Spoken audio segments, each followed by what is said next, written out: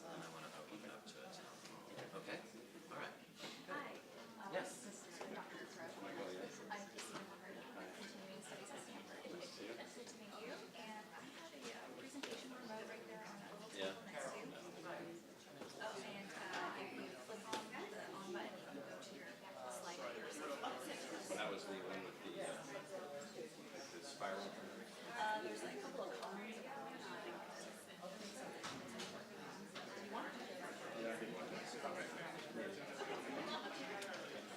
Michael, let me probably reintroduce you to Carol Dweck. Hey, Carol. Nice to see you again. How are you doing? Excellent. You're heavily in your logic's heavily in our logic.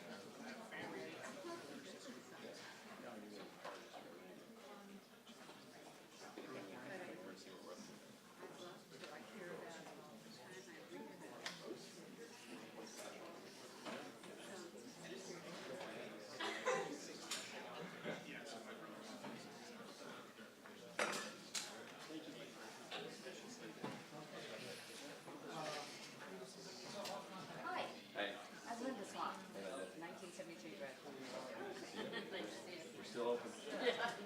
Mechanical engineering.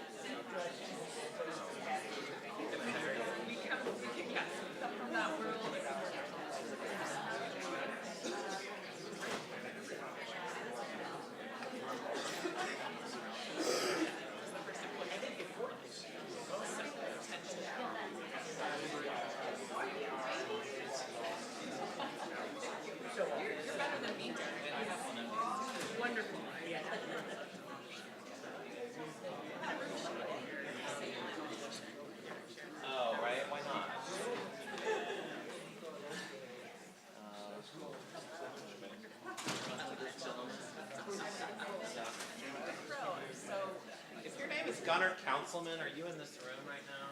Could you raise your hand for Gunnar Councilman? Gunnar was here, he walked with us. He is. Okay. I'm just. Is that his wallet? I have a job for him to do. No, we'll start in just a couple minutes. I thought you found his wallet.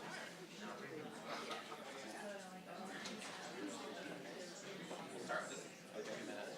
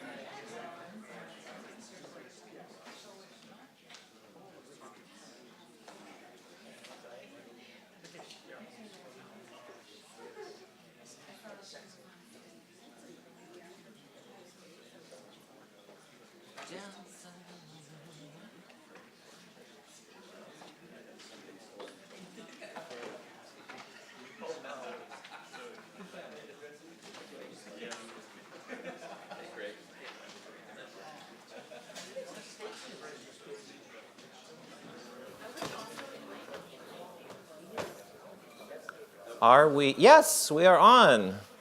Good evening. Good evening. I'm so glad so many of you made it out on this cold, snowy night. Right? We did this just for our friends from Phoenix and Scottsdale. Right? Delighted you're here. My name is Mitchell Stevens. I'm a sociologist on the faculty in the Graduate School of Education and the faculty chair of the Policy, Organization, and Leadership Studies program here in the Graduate School of Education. I study the relationship between higher education and state building in the United States. And one of the clear patterns in the history of that relationship between universities and state building is that universities have long been important civic leaders. I should be more specific. I should say that university presidents have been important civic leaders. By civic leaders, I mean people who see their universities as working in the service of communities, regions, and the nation, as much as in their own institutional self-interests. And in fact, universities have been important regional and national citizens in the United States throughout its history. They've provided educational opportunity, social mobility, they've created new knowledge, new technologies, new economies. They've seeded social reform movements, rewarded veterans, and helped the nation fight and win wars. I'm thinking of people like California's Clark Kerr, Columbia's Nicholas Murray Butler, Harvard's Charles Eliot, Howard's Mordecai Johnson, Chicago's William Rainey Harper, and Michigan's Henry Tappan. All men, yes, because until quite recently, university presidents were all men.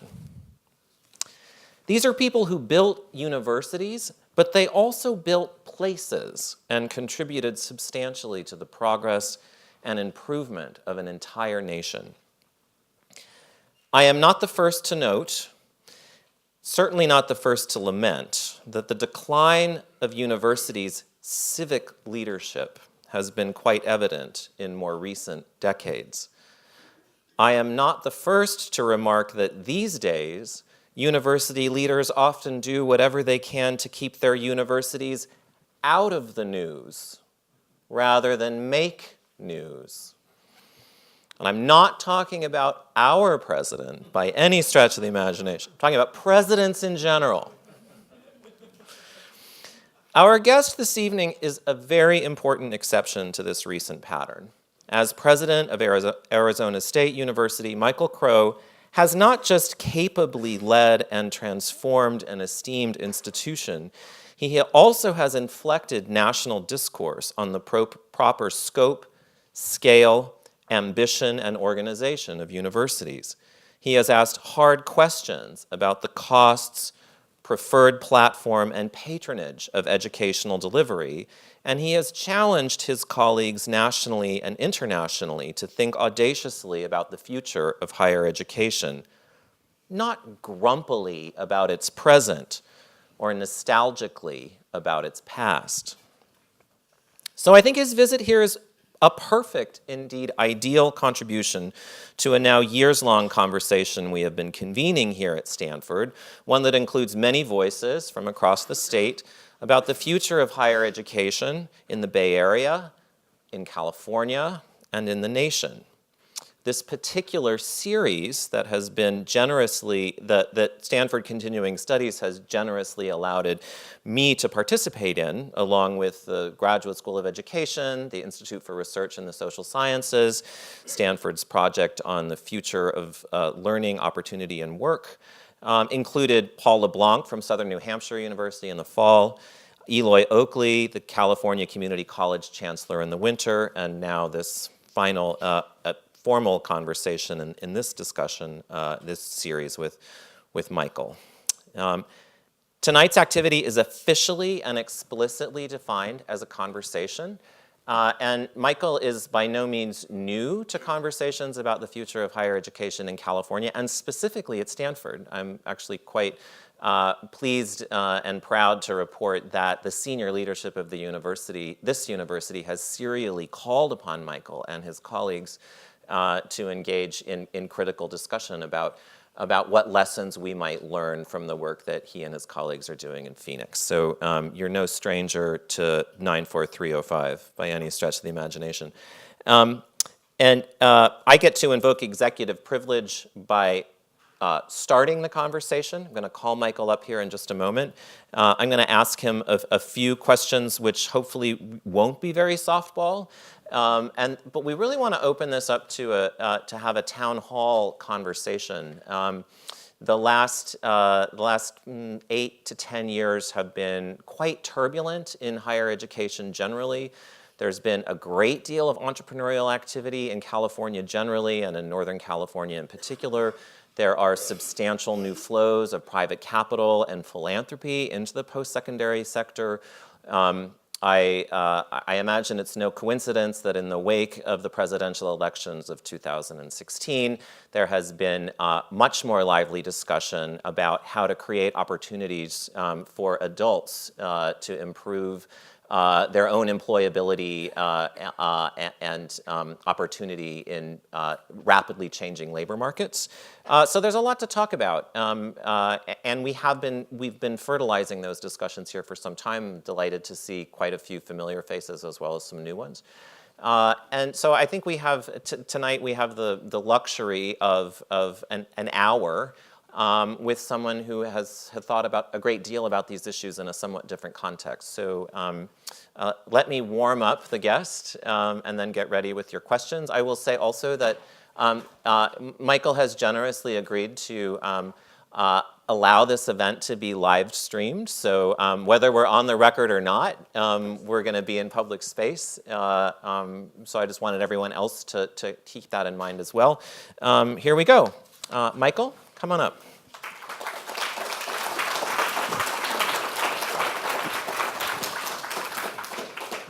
One comment, in my job, I don't think there is any private space. So Yeah, we don't do privacy anymore, I guess, Yes. right? Yeah. So you assumed the presidency of Arizona State in 2002? Right. Is that right? Okay. A lot has happened in higher education since 2002. What, on your view, are some of the largest and most important changes in the post-secondary system in the United States since the years that you've been at Arizona State? One, unbelievable demand for social mobility enhancement through access to higher education with insufficient return. That is, we still have less than half of the students that start at a college or a university in the United States ever achieve a degree of any type. Less than half of the people that have taken Pell Grants since 1980 have ever achieved a degree or a certificate of any type. And so we have high demand, limited productivity.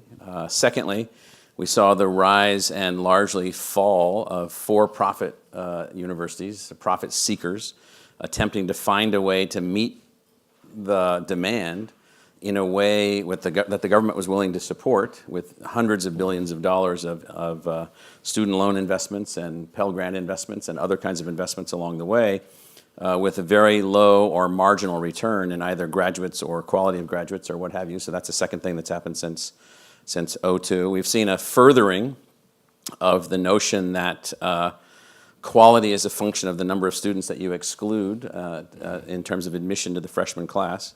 That's, I think, accelerating, and accelerating by a number of factors. One, there's a lot more people that want to move forward, and then there's the way that people can apply and the number of schools that people are applying to. So it's sort of a vicious circle.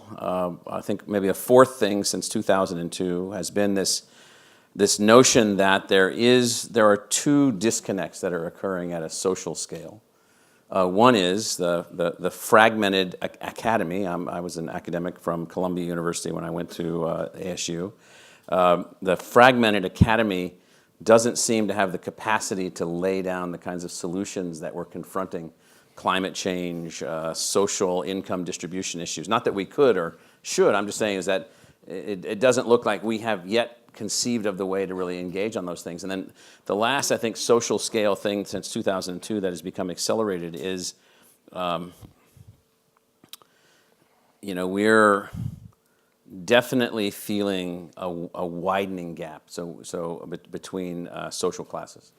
So if you take the U.S. population of 330 million people, just rounding up slightly, 110 million people, put them into three income groups. The upper group, the highest 110 million people, don't have a single negative indicator. Educational attainment through the roof, lifespan expansion, unbelievable. Asian females living in Bergen County, New Jersey, high-income females living in Bergen County, New Jersey, now have a lifespan average above 94.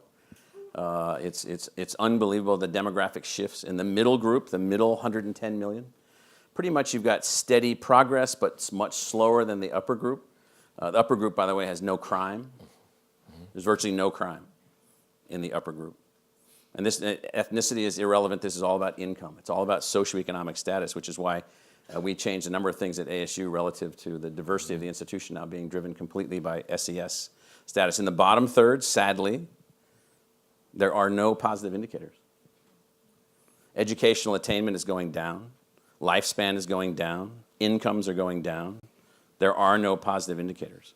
And so white females in the United States with a high school diploma or less, couldn't have imagined this in 2002. White females, high school diploma or less, have a declining lifespan, declining at the rate of an untreated AIDS epidemic, according to Princeton University. That's an unbelievable thing that in 2002, who would have thought that? Who would have thought that and then if you add to that, in 2002, there might have been a few people sitting around saying, well, what happens when we have augmented intelligence, also known as artificial intelligence by some people? I just don't know what's artificial about it. And so who would have thought that the rate of technological change, which was already fast in 2002, would be so much faster now in 2020. Who would have thought that was possible? So those are some of the things that have been going on. I want to ask you about for-profit colleges in the first decade of the 21st century, and I want to be clear on two things. One, I am not making any claims about all for-profit colleges. Blame him for whatever happens. Two, I am going to opine that the extent to which some for-profit universities extracted public and private capital through the bank accounts of millions of Americans in the first decade of the 21st century was an unmitigated social disaster. How did that happen? So we have this program that we started a few years ago with Starbucks, where we have 12,000 Starbucks partners. That's what they call their employees as students at ASU, 8,000 in degree programs, and several thousand attempting to become qualified to pursue degree programs. And so we call that a College Pathways program. Here's the shocker that we learned when we launched that program. So there's 70,000 people that work for Starbucks that went to college and didn't finish, that wanted to finish. What we didn't know is how angry they were. They had incurred debt at for-profit schools, not-for-profit schools, Stanford, Princeton, everywhere. You know, you drop out of Stanford or Princeton, you know, because your mom has cancer and you don't have time to really check out and you get a 0.8 grade point. You're not going to college anywhere after that. And you become very, very upset or angry. And so it turns out that what we didn't understand was the anger. And I think the for-profits, you know, to the average citizen out there, the average mom and dad from a first-generation college family is sitting there saying, well, University X, University Y, it's called a university, it's accredited, it's, you know, the government will pay for me to go there, so I must consider it to be legitimate. And then you go there, and very few people graduate, and the quality of the programs were very limited in general. There are some exceptions. And then your market valuation of your market impact of your degree is, you know, slightly superior to your high school diploma. Well, you got a big problem. And then literally billions and billions and billions of dollars later, funneled into these profit-seeking entities where they're spending most of their money on marketing or profit. So the majority of the dollars that were invested by the government of the United States into these entities were for profit or marketing. And it was just a bad model. And I think that there are some exceptions to this, but not very many. And it was a failed attempt to deal with something that the public universities should have figured out how to deal with, which was we have all these people that want access to a college degree. And basically the answer was, well, yeah, we don't have any room for you. We have no place for you to go. We only have so much money, and so the market responded, and the market response was a failure. Two continuations here. One is, I told you I'm a card-carrying social scientist, right? And quite a few of my colleagues here at Stanford and nationwide are confidently say from podiums like this that the mean amount of undergraduate debt that an American graduate assumes is about $33,000, which is often likened to the cost of a pretty good new car. And then we nod our heads on panels like this and think, that's reasonable. What do you think? You know, debt's a funny thing. So back to the Starbucks thing. So a couple of Christmases ago, my wife and her sister sent me out to get this load of coffee and bring it all back. So I asked the young woman working behind the counter, I said, she doesn't know who I am, and I didn't say that I was from ASU. And I said, well, are you in that ASU deal? And so she said, no. I said, well, it's a pretty good deal. You know, if you can be admitted to the university, you can graduate with no debt and no cost by working hard, and you don't have to keep working at Starbucks. It's all been worked out. And she said, well, I can't go. I have too much debt. How much debt do you have? She said, I have $900 of debt. But I defaulted on it. Because at the time, I wasn't employed. I didn't have a job. I didn't have this. I didn't have that. And so it turns out you can't default on it. So she was in pain over this. I mean, she actually started crying. And so what debt turns out to be something that, unless you know what you're doing, debt becomes an overhang. And so all of us try to keep debt low, but we don't train anybody or teach anybody about what it means. And if you don't graduate and you have debt, it's infinitely harder. Like the average community college has a 35% default rate on debt. those person's wages are then garnished, whatever the word is. So debt is an issue. National debt, by the way, is a profit center for the American government. It's not a cost center. So Whoa. Wait a minute. the government makes money Come on on. debt. What are you saying here? So the government doesn't lose any money on the debt that the money they give via loans to students or the things they back up. I mean, it's all structured in a way where it's a profit center for the government. Now, what turns out though is that we have bad discipline in the deployment of our debt. So a student can use the debt for acquisition of a car, acquisition of a residence, acquisition of other things not related to their tuition or things like that. And so we have a very generous and open-minded society which hasn't figured out how to be disciplined enough to help people to graduate. So I often say we don't have a debt crisis, we have a completion crisis. Economic history factoid. A colleague of mine at the University of Washington, Sarah Quinn, is an economic sociologist and historian, and she is among several people, Greta Krippner at the University of Michigan as well, who have documented one of the reasons that Americans, when we do social welfare provision in the United States, we often do it by subsidizing debt, right? So tax deductions for mortgage interest is one, student loans are another, providing banks are really low good interest lobbyists. loans. And one of the reasons that these folks argue this has been so popular in the United States over in time is that we don't like the idea that we're going to give people, we're not going to make a capital transfer from government to individuals.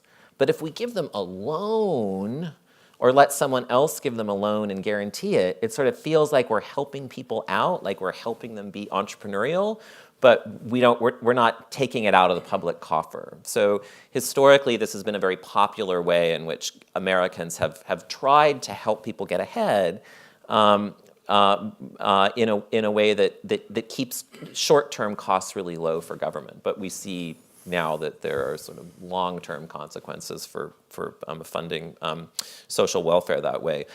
One more question on this lovely problem that we're talking about right now, this sobering problem. We talk a lot these days about the cost of college, and we should, and we talk about college debt. But on my view, we talk a lot less, or at least a lot more obliquely, about who should be responsible for paying for the cost of college, regardless of what the cost is. Who's responsible for that? Government, individual students, parents, employers, venture capital firms, Chinese families. Who should be responsible for paying for the cost of college in the United States? Well, it's like who's responsible is like a theoretical question. Yes, it is. And so it's like when you and your kid are trying to decide who's responsible for when you become an adult. And so it's an equation that you run for perhaps longer than you might want to. And so what we've decided in this country is that 18 to 22-year-olds are pseudo adults, and so that's what we've decided. And we empower them, we've enfranchised them to vote, we've done a number of other things. You just told them that they can't smoke in California until they're 21, and then they can smoke anything in California. And so, this notion of who pays, so I'm a believer that many people pay, that the person, the family, the government, foundations, churches, it's a thing where students make some decision, the universities themselves, some decision that they want to advance with their life, and they begin making investments in their life because it is an investment. And so the return on investment, at least at ASU, we've measured it across our 505,000 graduates. It averages 12% ROI return over a student's lifetime, which is tremendous. For an engineering student, above 20%. For an education student, around 7%. And so these are huge returns to the investments that you make. And so, but we don't have that as a logic. So we have political candidates running around saying that college should be free. I'm like, are you kidding me? Well, but wait a minute. So I've got a colleague here from Sweden. They have this crazy idea that if you're a Swedish citizen, like university doesn't cost you anything. In fact, you get a stipend for being in university in Sweden. I mean, are they crazy, those people? Or like, what's going on with tiny that? country, as you know, highly homogeneous. And so that what it means is it's less complex. And so what we have here are many different views. You just suggested that. One of the views is that people should be on their own, and then another view is, well, we should have this. And so we keep threading the needle.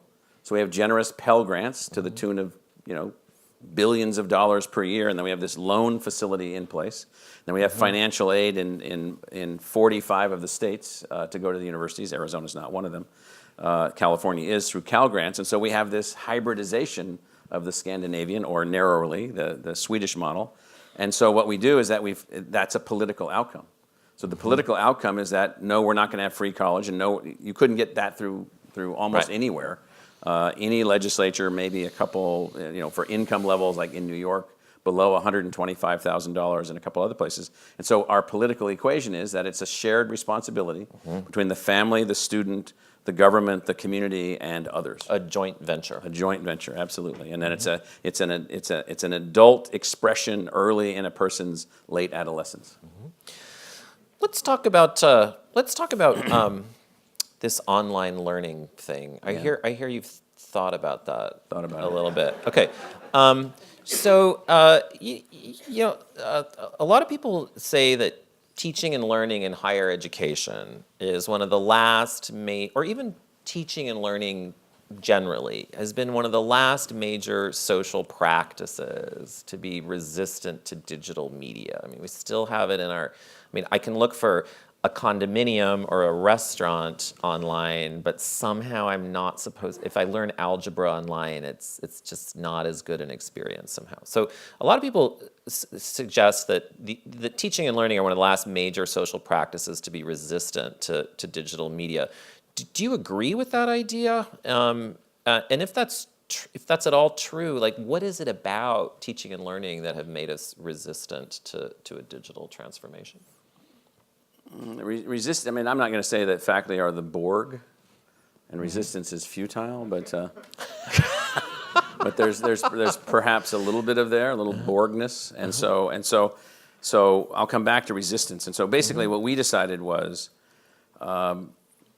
technology had advanced. Well, back up a little bit. So in the late 1990s, I was executive vice provost at Columbia University, and I was a faculty member there, and I was working on a bunch of projects, and one of the projects was a thing called Fathom.com, which was an early... Fathom.com. I was the chairman of that and was the lead investor with the university's resources to get that thing off the ground. And Didn't you do that with Stanford?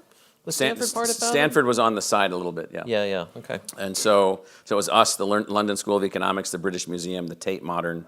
There's a bunch of museums, libraries, and other kinds of entities that we were bringing together to make this thing work. It was too early technologically, but it was a precursor to, let's say, edX or Coursera or the big MOOCs, and so they were pre-MOOCs.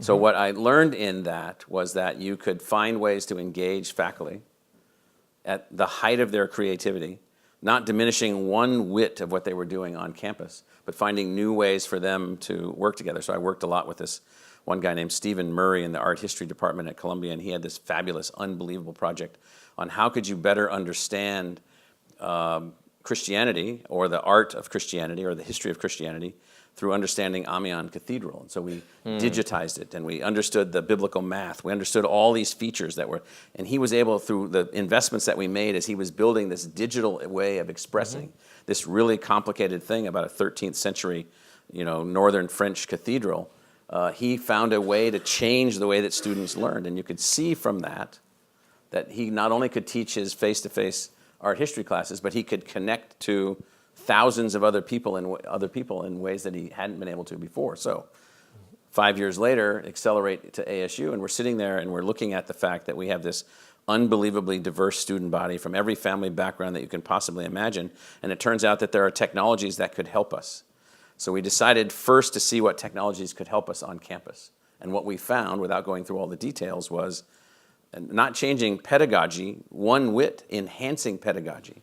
We found tremendous improvements in outcomes in certain courses. So we teach over 20,000 courses. It turns out that through digital enhancement of 20 or 30 of the courses, we could change the survivability of freshmen in what had typically been a weed-out model university.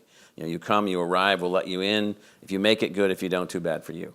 And so that's the way that public universities used to operate. And then once we did that, we said, okay, well, this same faculty can now, with ubiquitous access at no cost to instructional designers and technology platforms, well, who else could they teach without breaking an additional sweat? And it turns out then that we now have thousands of courses, 200 online degrees. We have 50 more online degrees coming on. We have 2,500 faculty that are digitally trained. And we have 75,000 students on campus and 50,000 students online pursuing degrees from every state in the union, including, I'll just pick an example. So I'll pick on Stanford just a little bit. So we have a great electrical engineering faculty. You have a great electrical engineering faculty. Turns out, relative to research expenditures, we're outperforming Stanford a little bit. Our faculty is a little bit bigger. We've got a lot of students online on campus studying electrical engineering. We have 18,000 on-campus engineering students now. We had 8,000 in 2009 with a 69% freshman retention rate. We have 18,000 now with a 90% freshman retention rate. 5,000 more women in engineering than we did in 2009. That's from our technology coupling to our faculty. But let's just take one degree. So we have a fully accredited online EE degree for undergraduates, fully accredited by ABET. Our research faculty are fantastic, top 10 in the country. And they decided, we'd love to figure out how to be the geniuses that came up with the way to do electrical engineering labs for students that can't come to the university because they're on an aircraft carrier off the coast of North Korea, or they didn't have a chance to go to college or whatever. So now we have 1,400 students pursuing a EE degree online. Well, one of our teams just won a national competition among teams for on-campus and online in a design competition by working together in a collaborative environment from technologies, half of which we got from Silicon Valley, that we integrated into our tools to teach electrical engineering. Not one whit of what we're teaching on campus in EE is negatively influenced by our faculty also having the means to teach to certain students that are older off campus. And so it's this online on-campus thing is not a bifurcation of quality.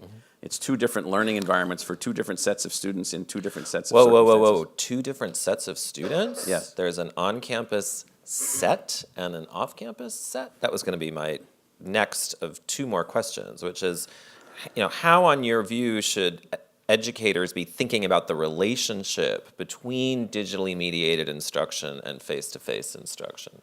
How do I So we have four realms of teaching and learning and discovery that we now operate in. So we call realm one, full immersion, digitally enhanced learning on campus.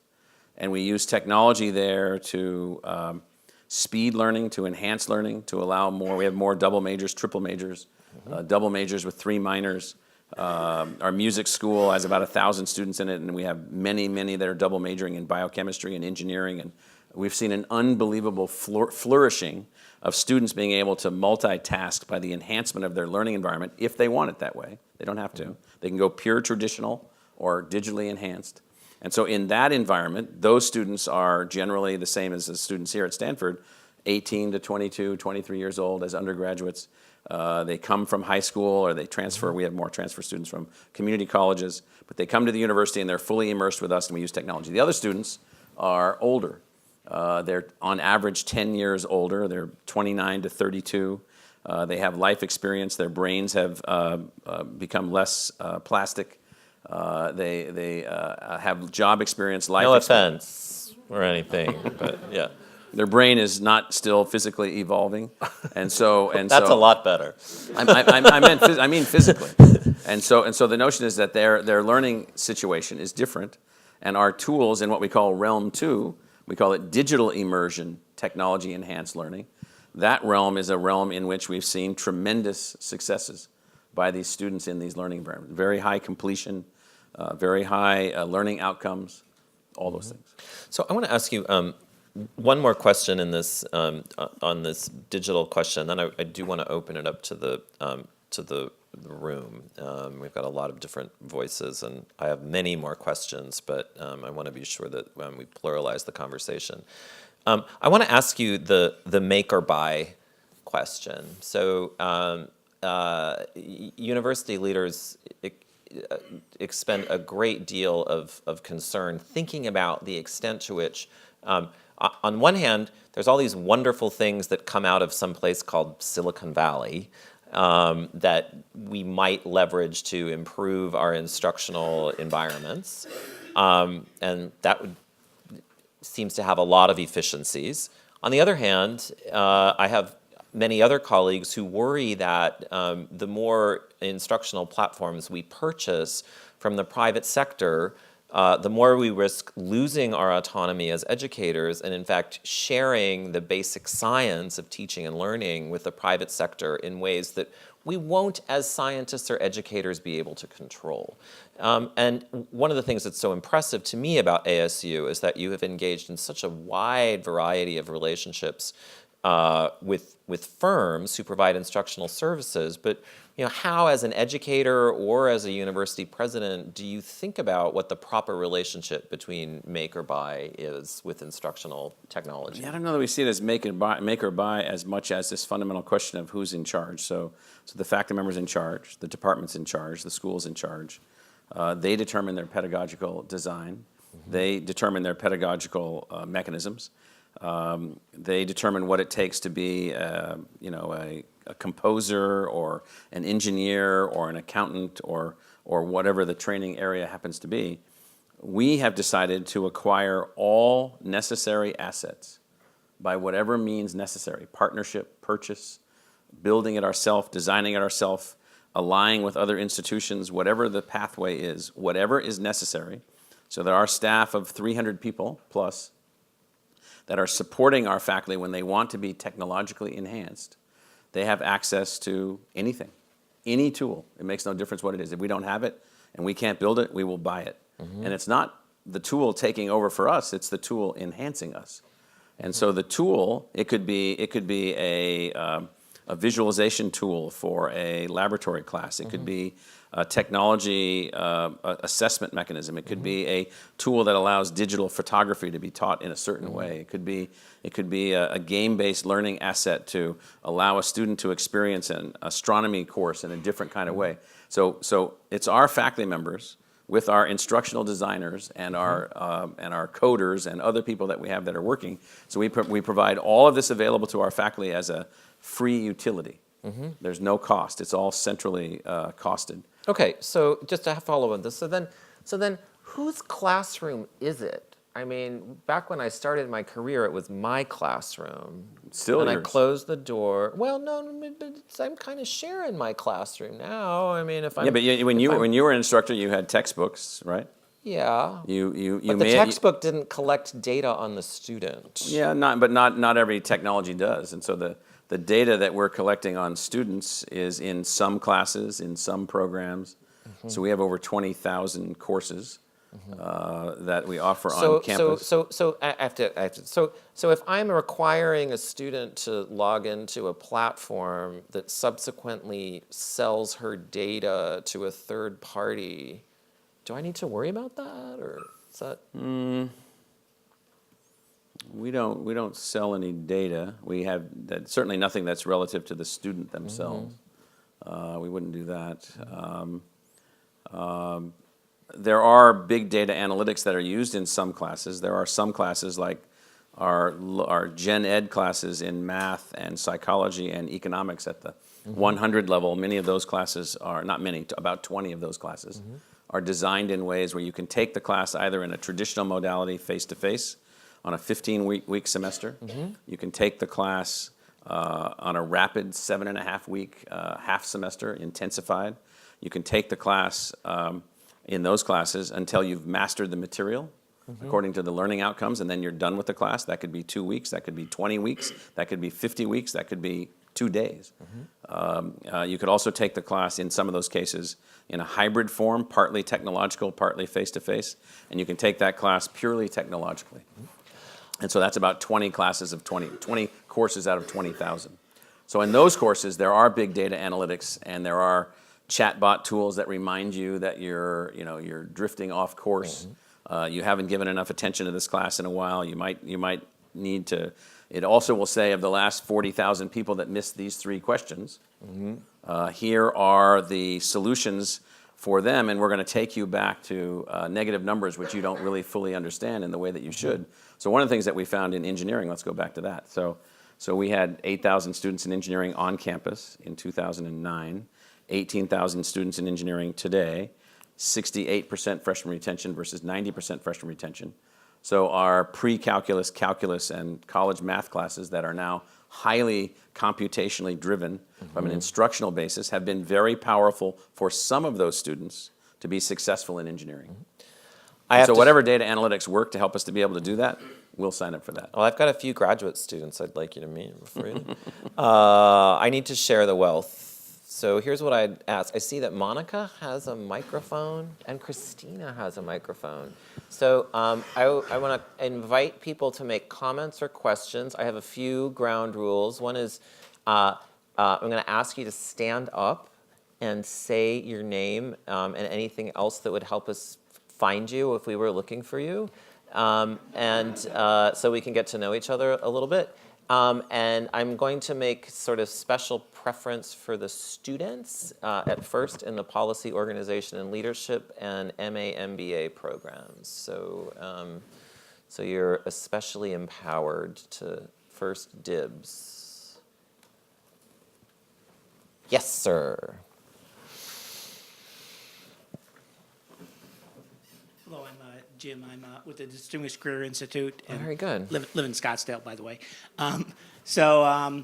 You talked about the 5 key things that were all negative of how things have evolved over the last 17 years in higher education.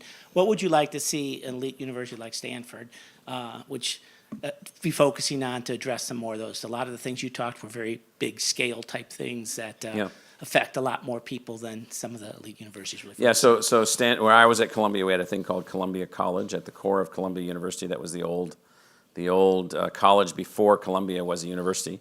So let's, for the sake of argument, call Columbia College an honors college with very, very significantly capable high school graduates who work their way through very high selectivity into Columbia College and then become a part of the core of the university. And then I'm going to come to Stanford in a second. And then surrounding Columbia College at Columbia University were a number of fantastic professional schools. Stanford is the same thing. It has a 7,000 or so undergraduate student body, something like that. It's a fantastic honors college made up of a certain kind of high school performing student. So in a sense, it's like an athletic team made up of really fantastic, all-American type high school athletes, and they come to this honors college. And then Stanford has surrounded that with tremendous professional schools in business and engineering and medicine and teaching and other areas, architecture, design, all the fantastic professional schools that are here at Stanford. So given this sort of unbelievably privileged position in terms of the nature of the student body, the small scale of the school, the nature of the resources attached to the school through its own successes and so forth and so on, there probably are a lot of things that Stanford could be working on as an institution to help on the battlefronts that we're on. So the battlefronts, think of us as a frontline social transformation university. We're out there. We're out there on the very near the front line on a lot of different dimensions. So Stanford has, we were talking about some projects we might work together on, and tools that could be developed, and assets that could be deployed, and solutions that could be derived. And I'm also a big fan of something that makes most faculty, when I talk about this, even when I was at Columbia, sick to their stomach. But I didn't get fired, and I'm still here. And so it goes something like this. If the universities at the end of the day are only a series of individual faculty members pursuing their individual areas of interest and knowledge creation and creativity and so forth, and they don't have the means to assemble themselves more vigorously, and there was an earlier question about or comment about centers and institutes, which are very, very popular, but it turns out there's like some really big problems out there, like global climate change. Well, like, what are we going to do about that? Because it's not just about measuring carbon in the atmosphere, and it's not about saying the sky is falling and we're all doomed and we're going to have a million species wiped out and all these other kinds of, that's all interesting. Like, what do you do? How do you actually alter people's behavior? Well, it turns out, what laboratory would you go to where you would get that finding or get that result or get that solution? And so Stanford, because of its status and so forth and so on, in my view, and I've said this to the leadership of Stanford, should be leading networks of institutions to take on bigger things. Because I say, well, if they don't, who will? And so that's that's one of my messages, for what it's worth. Working collaboratively. Yes. Yes, please. Yes, please. Yes. Hi, I'm John. No, that's not good enough. Not everyone knows who you I'm are. John Mitchell, I teach here. There we go. I think you've been fantastically successful. I really love the mission statement that you have on all of those pieces of The stone. charter, yes. Yeah, the charter. Everything you've done has been fantastically successful, if you look at it. And so my question is really, why aren't there more people trying to copy you? Why aren't there more isn't there a ASUs? whole line of people out the door trying to do exactly So what you one do? institution just jumped off our cliff. So my wife and I several years ago did the Zambezi River raft tour, which was 17 Class 5 rapids in which people were injured. The alligators were chasing my brother-in-law, and so we're kind of on the Zambezi. And so who has gone over Victoria Falls into the Zambezi River after us? Purdue. So Yeah. Purdue has jumped off the falls and is in the river with us. And so my counterpart there is the former governor of Indiana, Mitch Daniels, and he and I commiserate. And I say, Mitch, you're crazy, dude. I mean, you are crazy. You couldn't get your faculty to build an online university, so you went out and bought one. And then you chopped off the head of the for-profit thing called Kaplan, and you turned it into Purdue Global. And you got it accredited. Like almost no one could have done that. He did that.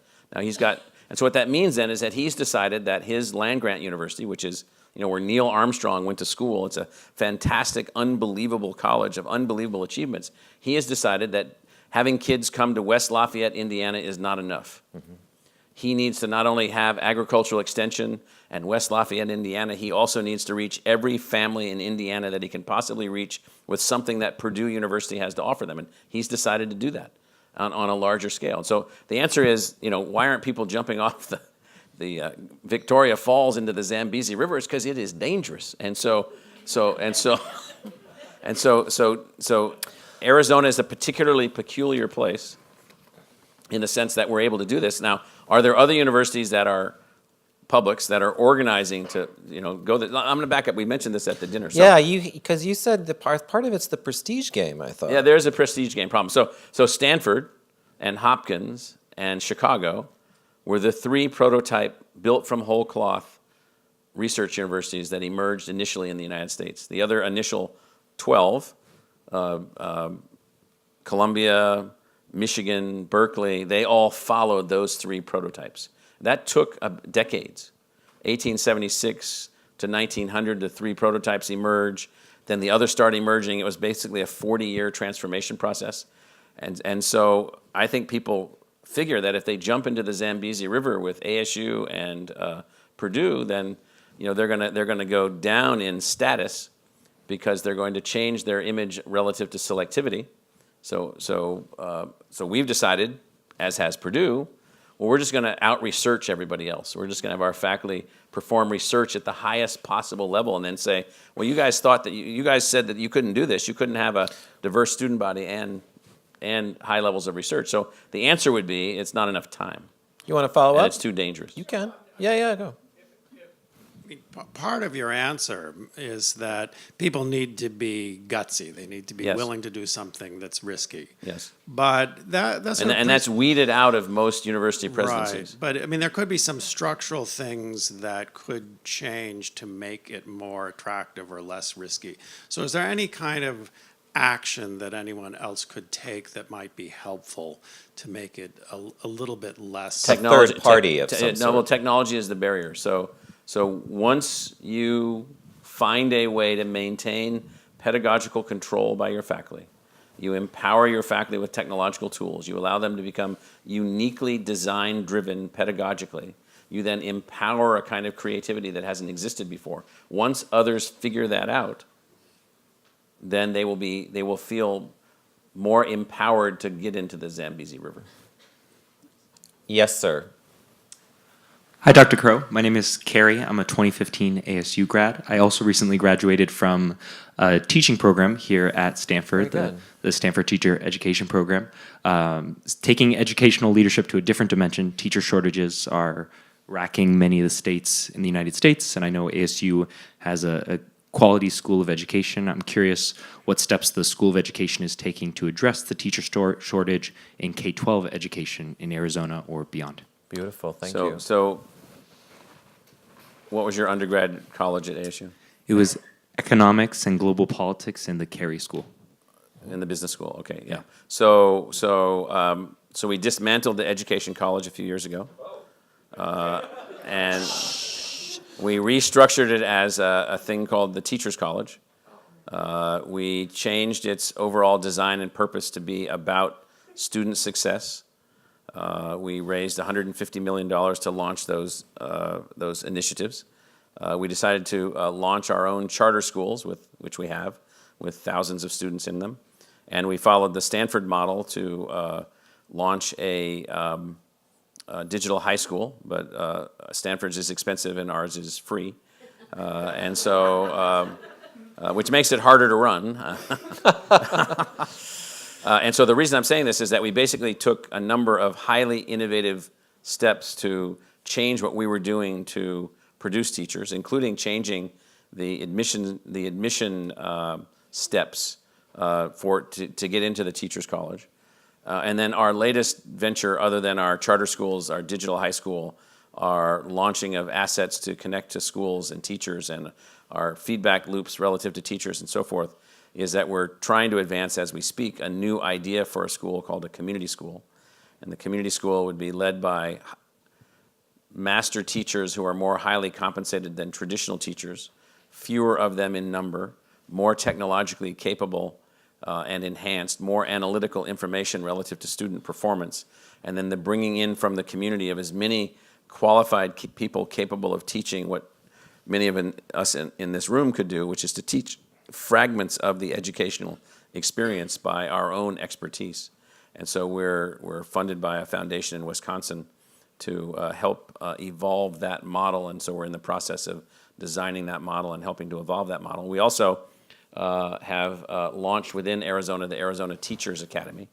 So the Teachers Academy will provide more than 1,000 budding teachers scholarship, total scholarship, so long as they commit to go to a rural or economically challenged community school.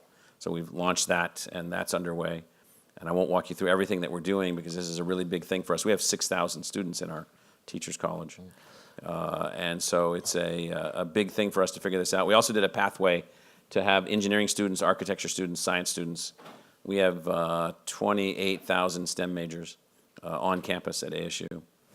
And so we're trying to get as many of them as we can certified as teachers also, in addition to their core degree in chemistry or physics or biomedical engineering or whatever. Right in front of me, there's a young lady with glasses, if I'm not mistaken. Yes. Thank you. Hi, thank you so much for sharing. I'm Sarah Traxler, a service designer here in Business Affairs. So early on in your talk, you mentioned the widening gap in socioeconomic status, and I think also referenced the sort of the notion of selectivity being an indicator of quality. So with kind of those things in mind, I'm curious if you have any insights into what universities like Stanford, schools that are more selective, how they can contribute to, I think, a lot of the work that Arizona State is doing around increasing access to higher education for first-generation students, low-income students. Just love to hear your thoughts on that. Yeah, I mean, And you can hand the microphone to the gentleman to your right, yes, for the next question or comment. Yeah. you know, I think as was the case when I was a trustee of Bowdoin College, which is a highly selective New England liberal arts college in Brunswick, Maine, with Amherst and Williams in Massachusetts and schools like that. That's their conference. So in all of those schools and Stanford, there have been very significant efforts with lots of progress to diversify ethnically and culturally the student body, less so financially, and so that doesn't. I don't know the specific Stanford numbers. I used to know the numbers relative to median income. It's very high among undergraduates. I think when the last time I looked, it was 4 times our median income. And so now that doesn't mean we don't have lots of students from wealthy families. We do. We just have lots of students from every family income. And so I think that, you know, all of the highly selective universities with great honors colleges, I think we could serve ourselves all well to refer to Stanford undergraduate as an honors college, and should be as diverse as they can possibly be, should be as need blind as they possibly can be. Now, not every one of them can do that. It requires huge resources. Hopkins is now going to do it because of Mr. Bloomberg's investment in the institution to make it completely need blind, you know, where everybody has access to the resources that they need. And so it has to be a complete and total commitment. Now, when you make that commitment, as we have made, you know, we have 25,000 first-generation undergraduates. And here's what we get for that. We're really so happy somebody's doing it. And I'm not saying that in a negative way or a bitter way. It's just that, you know, it's kind of like, well, okay, well, I'm glad somebody's doing that. And so when you know, if Stanford, which it is, you asked the question specifically to Stanford. Stanford is an honors college, so therefore, by its nature, it's going to be small. It's going to be constrained. And so other things that Stanford could do is just to make sure that it does everything it possibly can to make sure that all the great kids that applied to Stanford, that didn't get into Stanford, get into somewhere really, really nice, and of which there are hundreds of options, and that there's a method by which there's a caring of all of the students who are trying to advance. So it's taking it on a less competitive basis and more on a sociological basis. So I think that's something that could be done. And if we all work together in that way, I think that we'd get better social outcomes. So those are some ideas. I'd like to collect sort of several comments or questions, to have as many voices as we can. So let's hold off on any particular response. The gentleman here, and then Mercedes in the back, and then Mike Kirst, and then this gentleman here, and then we'll take another round maybe, okay? Yes, sir. My name is Mujalli Murshidi. I am from the University of Jordan. I'm a visiting scholar at Stanford. The university where I come from is suffering from, although it's a very good university, but it's suffering from a lot of negative financial issues. I wonder what's your advice, with very little knowledge you have about the University of Jordan, what is your advice if you are asked to put general ideas or general features of a strategic plan to solve the problem of universities with financial issues? Thank you very much. Mercedes. Hi, I'm Mercedes Benz. I'm an MA and MBA student here at Stanford. And I'm curious, you are in Silicon Valley after all. I'm curious what problem areas you would like to see startups address in the higher education space, great. thinking about not every institution can move as fast as ASU. And so how can startups help add to the vision you see? Love that. Mike? Yes, I'm Mike Kirst, Professor Emeritus at Stanford. One of the things I studied was the politics of education across different states. It was a specialty of mine.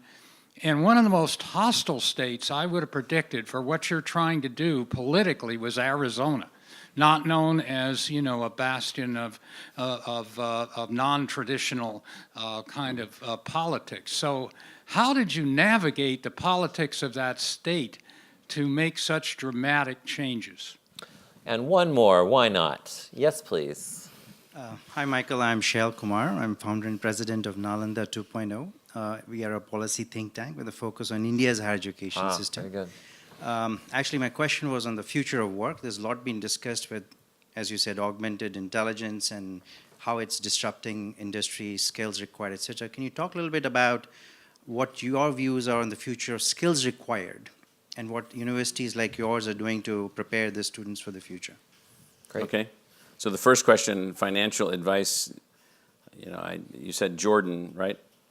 Yeah, so I've met with His Majesty's people and others from not only Jordan, but from the region. And what's interesting is that almost all the universities outside the United States but particularly in the Middle East, are not all, but almost all, are tightly controlled government agencies.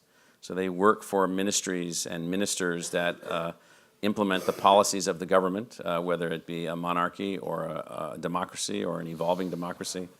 What we try to say to them is that if you can find ways to free up the university to be involved in broader education markets and more competitive with each other in positive ways. I mean, the demand for educational activity is almost insatiable. I mean, there's not like, well, you're going to run us out of business. I mean, we can't educate at the scale we need to educate now. So the pathway that we have taken is the pathway of entrepreneurial engagement. Now that's hard and harder in certain countries, but that's the advice that we give. And the other advice that we give is that it turns out that these technologies that we're using are massively, when used in the right way, efficient. And they then free up our faculty resources and our dollars for other things, including investing more in our faculty, including allowing our faculty to do things they'd never believed that they had an opportunity to do. So that's on the finance side. On the startups that are needed, Mercedes, to your question, so we've been running for 10 years, and some folks here have been to this meeting called ASU GSV. So we have a local venture capital group here in Silicon Valley that we've partnered with for 10 years. We just ran a meeting a few weeks ago in San Diego. 4,700 people came. They stole the Silicon Valley brand from us. Yeah. Well, Global Silicon Valley is a firm also from Silicon Valley. And so, we stole it, and we stole everything we can get. And so and so what we have done for the last 10 years is I put up I speak every year, and I put up a list of all the things that we need. Here's the technologies that we wish we had. And so there's a list that we've been evolving. And so we wish we had, ubiquitous learning tools. We wish we had natural language processing enhancements that could help us with certain things. So we have this list of technologies. I can get that to you. What we have found is that it's the weirdest thing for us. I mean, California is like this unbelievable playground for us where there's all these companies over here, but nobody over here wants to use them. So we have 16 companies that we've run through our Ed Tech Accelerator. I think 3/4 of them are from California. We've been working with lots of companies over here, licensing companies over here, finding venture capital over here, finding philanthropy over here. Our most significant ed tech philanthropists are in Arizona, California, and Washington, and so those are the ones that are funding us. And so what we're finding is that there's lots of things that we wish that we could have that we need, and you might be working in this field at some point. So we're looking for every kind of technology possible. It also turns out that little old ASU is a top 10 people producer for all the companies here in Silicon Valley because of our scale. Yeah, right. Sure. And so we have these relationships at scale, and there's not 30 flights a day between Phoenix, San Jose, San Francisco, and Oakland for nothing. There's a lot going on between these two places.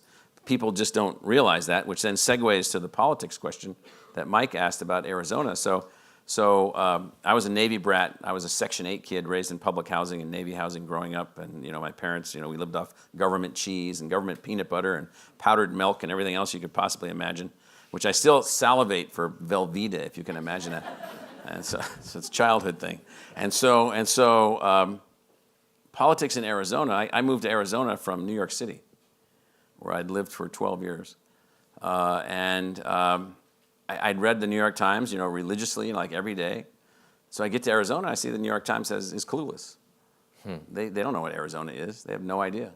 I could tell during the interview process that took several months of the interview process, and the 35 people from Arizona that were on the search committee, and the other candidates, and the competition for the job, and all these other things. They wanted change. They wanted a different model other than just have the state fund the university. So it's not necessarily bad to say we wish there was another model other than give us appropriated funds. And so it turns out then that I was able to go there and say, listen, let us figure out how to run the university. You need to invest as much in us as you possibly can. We're going to run the university as entrepreneurially as we possibly can and get out of the way. Okay, they did. Not only did they get out of the way, but now imagine this. So, we have a school for human evolution and social change that we built as a transdisciplinary school at ASU. You couldn't build that in a lot of states. You couldn't get that. You couldn't build that in Texas. You couldn't build that. We have one of those. No, I'm joking. No, we have a school of sustainability. We have one of those. We have a school of trans-border studies. We have a school. We have a school of social change. We have a school for the future of innovation in society. And so what we also said is that, again, let us be us. And so there's also a little bit of taunting. Mm-hmm. So it turns out that Arizona, which just elected one of our faculty members as a United States senator, who, by her own life expression is openly bisexual and a devout atheist. And so people don't understand Arizona. Let me tell you who Arizona elects. And so people read the newspaper about some things that happen in Arizona from time to time, anti-immigration waves. In a sense, there were, some of the ideas that President Trump is advancing existed in Arizona before President Trump was a candidate. Well, they ran their course. So the state senator that led the anti-immigration efforts was recalled from office. He was the president of the Senate. The county attorney, who was his legal handmaiden, who was a graduate of Harvard Law School, he's disbarred for life.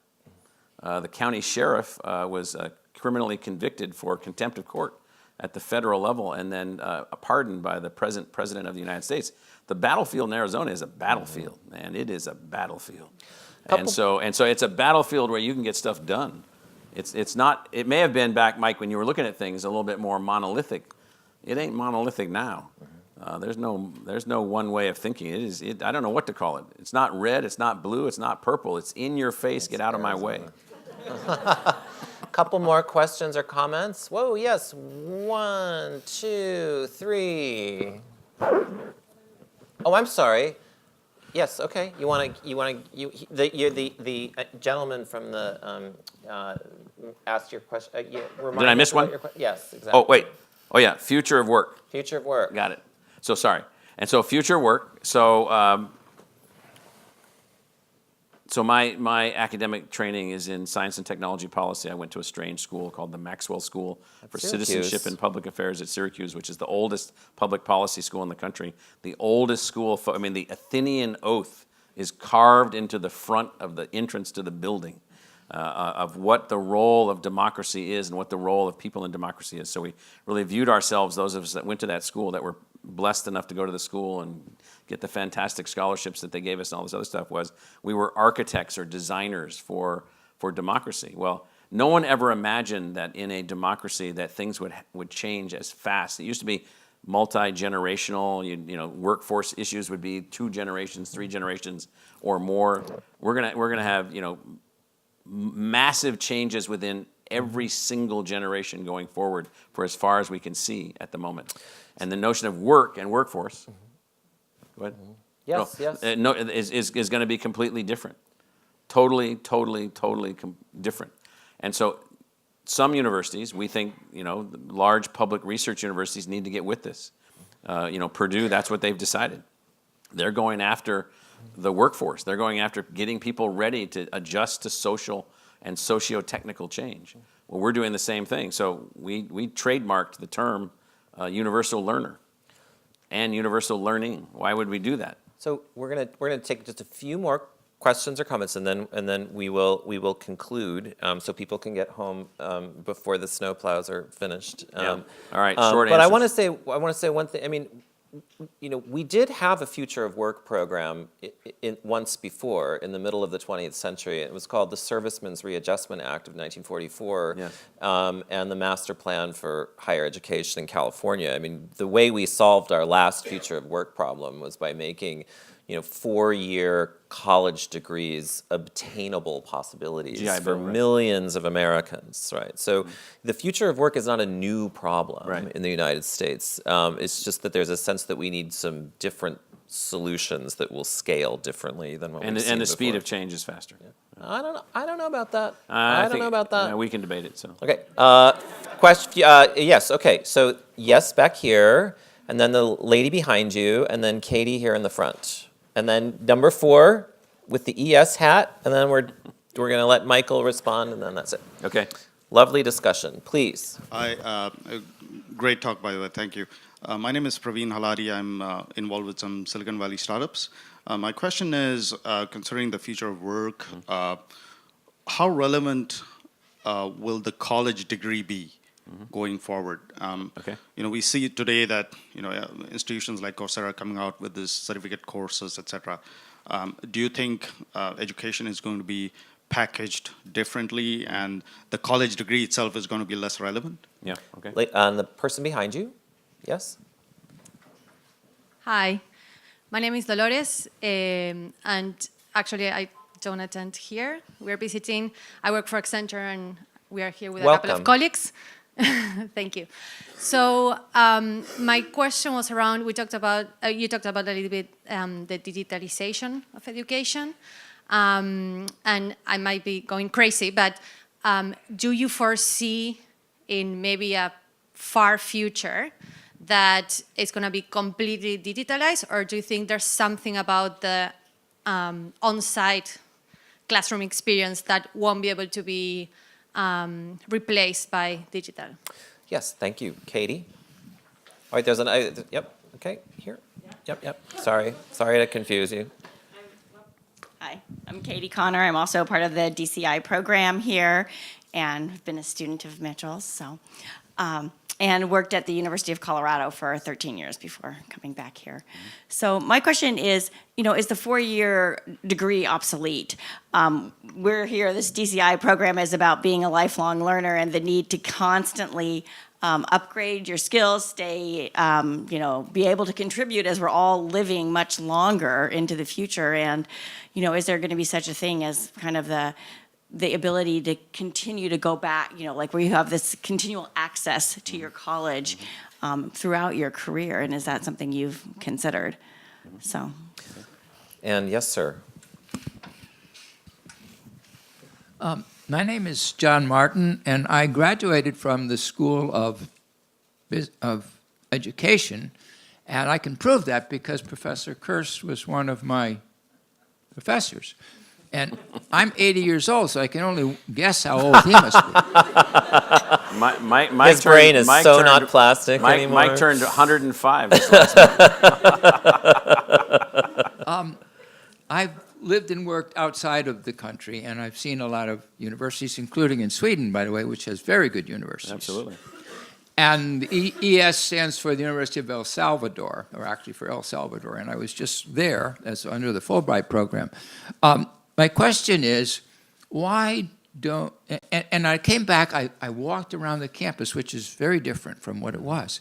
And what I saw is, this is a school for jocks. There's huge numbers of athletic facilities for every sport you can think of. And they're all fantastically financed. And it's a school for business. Some guy who made a lot of money off the backs of children gave a lot of money to this university, and you have this and this used to be the business school, as perhaps you know. So my question is, why don't you teach decency? Why don't you teach kindness? Why don't you teach love? Why don't you teach friendship? Aren't students supposed to become better human beings? Isn't that a part of education? And I don't hear that from you guys. Yeah. So relevance of the college degree. So how many of you have decided not to send your children to college? How many of you wish that, so there's this thing. So college degree is a proxy for continued educational evolution of a person. It probably shouldn't be thought of that way, but that's how it's thought of. And so do I think that college degrees will continue to be relevant? The answer is yes, they will continue to be relevant. They'll continue to be important, and there is a very significant control of the credentialing process by colleges and universities, which is not likely to be diminished. They're not going to give that up. And so that's going to make them even more relevant. Will they be the same thing? I don't think so. Segueing to the question, that was the third question on the 4-year degree, is that obsolete? I don't even know where the 4-year thing came from. Nobody can even tell me what the word semester actually means. The notion of a 50-minute lecture, what is that?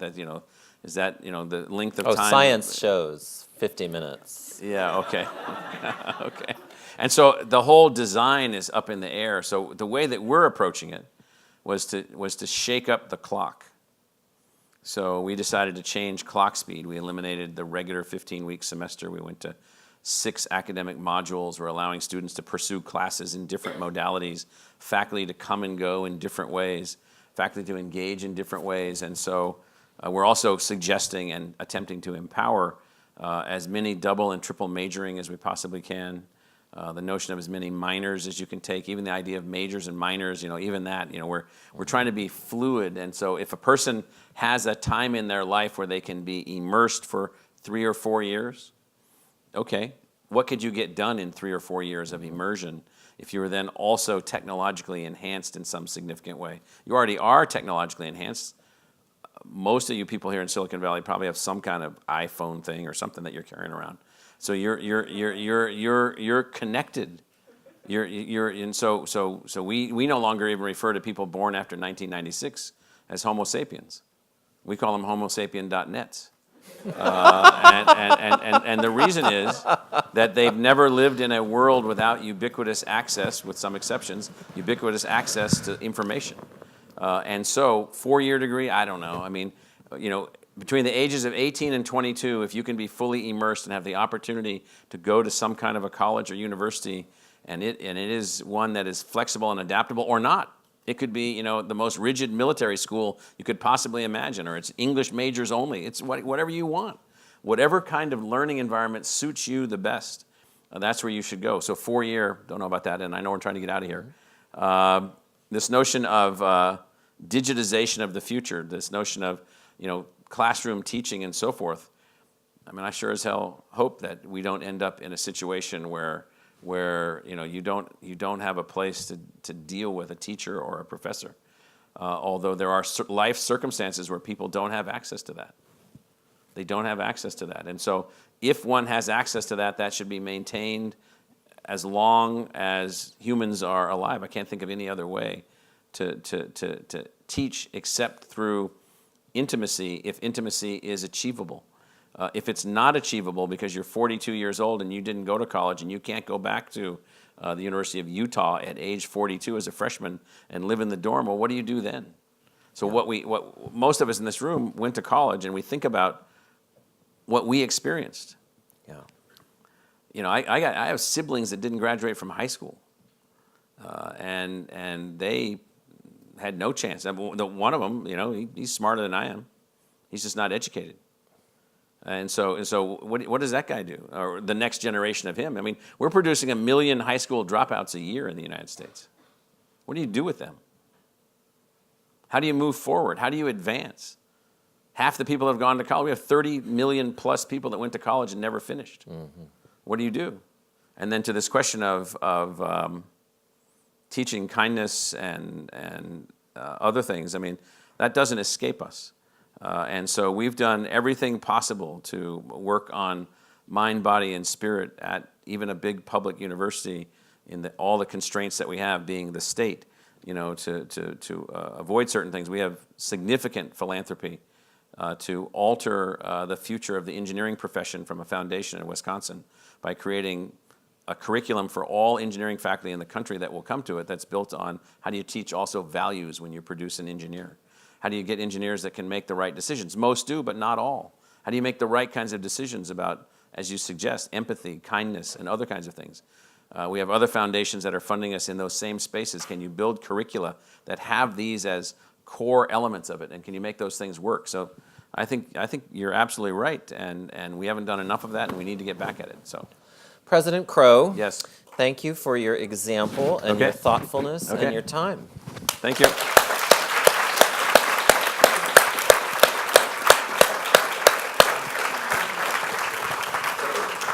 Thank you. Thanks, everybody.